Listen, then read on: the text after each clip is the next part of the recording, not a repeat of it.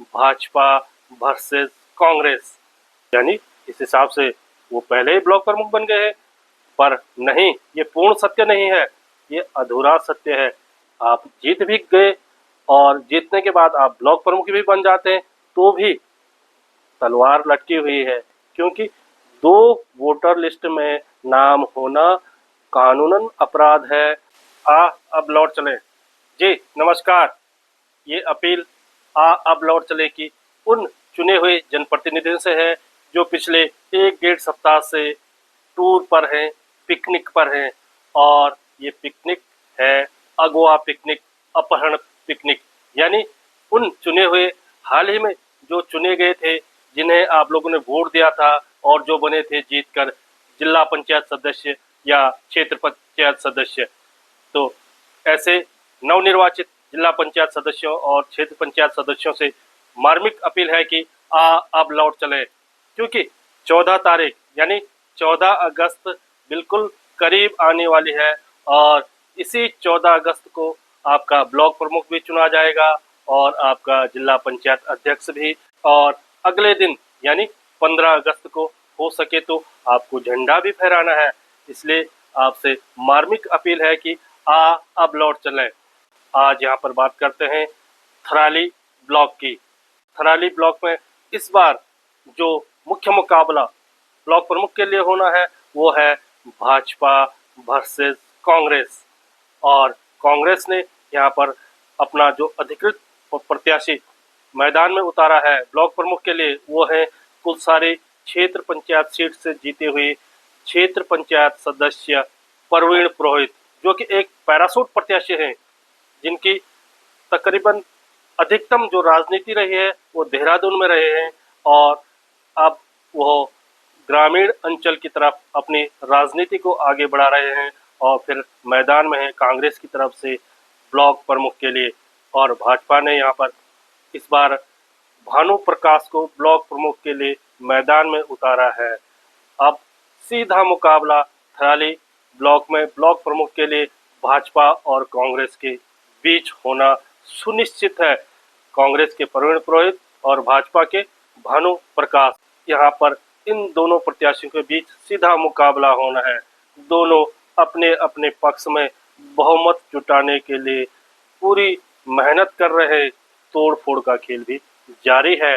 आपको बता दें कि थराली जो ब्लॉक है उसमें 23 क्षेत्र पंचायत सीटें हैं, यानी जिसके पास 12 बीडीसी मेंबर होंगे वो ब्लॉक प्रमुख बनेगा।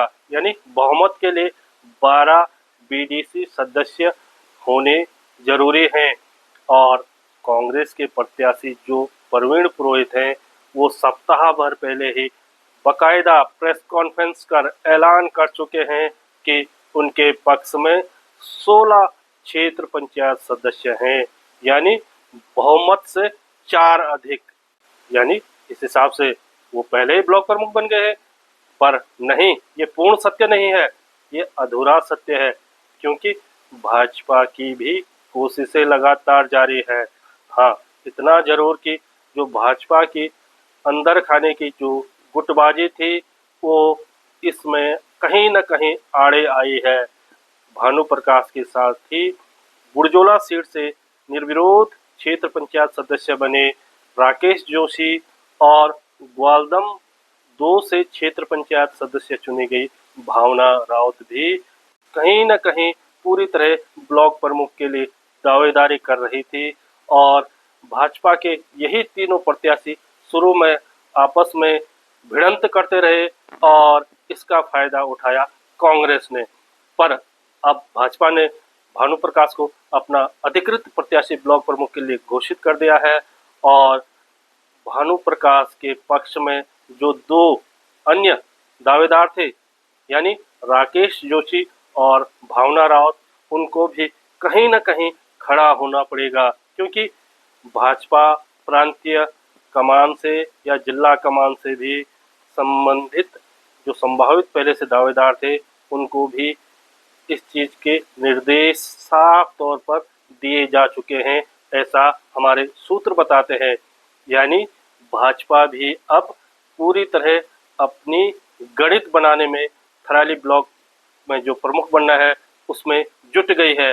जो पहले भाजपा के पास यानी कांग्रेस के पास 16 थे तो भाजपा के पास थे 7, उनमें से 4 पर राकेश जोशी अपना दावा जता रहे थे और बाकी 3 पर भानु प्रकाश पर।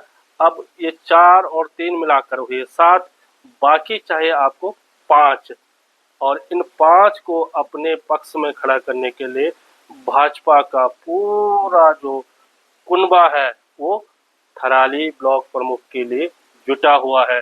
यानी कांग्रेस की जीत हुई ये फिलहाल पूर्ण सत्य नहीं है।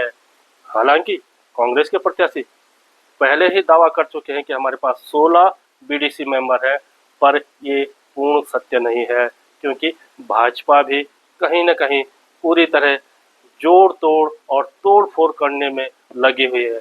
बहरहाल ये सभी जो वोट देने वाले बीडीसी मेंबर हैं वो पिछले सप्ताह 1.5 सप्ताह से अपहरण टूर पर हैं, अपहरण पिकनिक पर हैं, अगवा पिकनिक पर हैं और इनसे एक बार फिर अपील की अब लौट चलें क्योंकि 14 अगस्त बिल्कुल नज़दीक आने वाली है।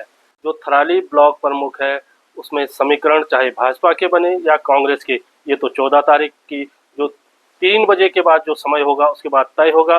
परंतु उसके बाद भी यहाँ पर परिस्थितियाँ कुछ भिन्न नज़र आ सकती है क्योंकि वोटर लिस्ट में 2 जगह नाम होने का मामला अभी थमा नहीं है और एक जो दावेदार है उन पर सीधा सीधा आरोप है कि उनका वोटर लिस्ट में 2 जगह नाम है।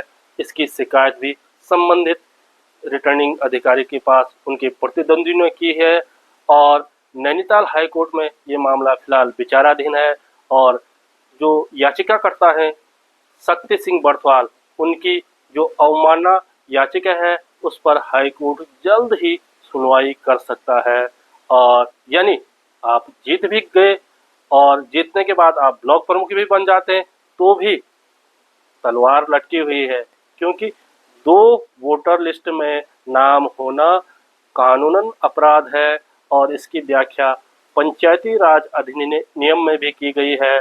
और कुछ समय पहले नैनीताल हाईकोर्ट ने अपनी जो सुनवाई हुई थी उसमें नैनीताल हाईकोर्ट ने भी ये निर्णय दिया था कि जिस भी प्रत्याशी का नाम 2 वोटर लिस्ट में है वो अयोग्य घोषित हो सकता है, पर चुनाव आयोग ने इस पर कोई कार्रवाई नहीं की, जिसको देखते हुए याचिकाकर्ता शक्ति सिंह पुनः हाईकोर्ट की शरण में गए और अवमानना याचिका दायर की और माना जा रहा है कि हाईकोर्ट इस पर जल्द ही फैसला सुना सकता है। यानी थराली ब्लॉक में जो ब्लॉक प्रमुख की जो सीट है उस पर फिलहाल चुनावी प्रक्रिया और जो घमासान है अपने पक्ष में बहुमत जुटाने का वो तो जारी है, लेकिन परिणाम आने के बाद भी वहां पर स्थितियां कुछ अलग हो सकती है। शक्ति बर्थवाल जी की ओर से जो याचिका योजित हुई उसमें जो 11 जुलाई 2025 को आदेश पारित किया था कि धारा 9, धारा 6 और धारा 9, धारा 7 पंचायत राज अधिनियम 2016 के तहत कोई इंसान जो 2 वोटर रोल में है वो अपना नाम एक वोटर रोल में कटाए बिना दूसरे वोटर रोल में जाकर चुनाव नहीं लड़ सकता। वह आदेश आज भी यथावत है। उसके विरुद्ध एक स्टे वेकेशन एप्लीकेशन राज्य निर्वाचन आयोग ने 14 जुलाई को मूव करी थी, जिस पर स्टे वेकेट अभी तक नहीं किया गया। इसका मतलब यही है कि अगर कोई ऐसा चुनाव जीता है जो 2 इलेक्टोरल रोल में अपना नाम जिसका शामिल है, तो कहीं ना कहीं उसका चुनाव जीतना section 131 subsection H clause 1B of Uttarakhand Panchayati Raj act 2016 का उल्लंघन है, जो क्लियरली प्रोवाइड करता है कि कोई अधिनियम के विरुद्ध जाकर अगर चुनाव जीतता है तो ये चुनाव की याचिका का इलेक्शन पिटीशन का एक ग्राउंड होता है। तो अगर कोई भी ऐसा कैंडिडेट क्षेत्र पंचायत सदस्य बना है, एक जिला पंचायत सदस्य बना है, ग्राम प्रधान बना है या हठ धर्मिता का अन्य परिचय देते हुए वो ब्लॉक प्रमुख और जिला पंचायत अध्यक्ष की तैयारी भी कर रहा है, तो ऐसे किसी भी कैंडिडेट के खिलाफ आप सक्षम न्यायालय में इलेक्शन पिटीशन योजित कर सकते हैं और उसके इलेक्शन को चुनौती दे सकते हैं। जहां तक जो बड़ा विषय है धारा 9, धारा 6 और धारा 9, धारा 7 के विषय में, उसमें शक्ति बर्थवाल जी कि जो याचिका है माननीय उच्च न्यायालय में वो एक अंतिम फैसले के लिए अभी विचाराधीन है, इसलिए इससे ज्यादा उस पर टिप्पणी करने की वर्तमान में ना कोई जरूरत है, ना हमें करनी चाहिए।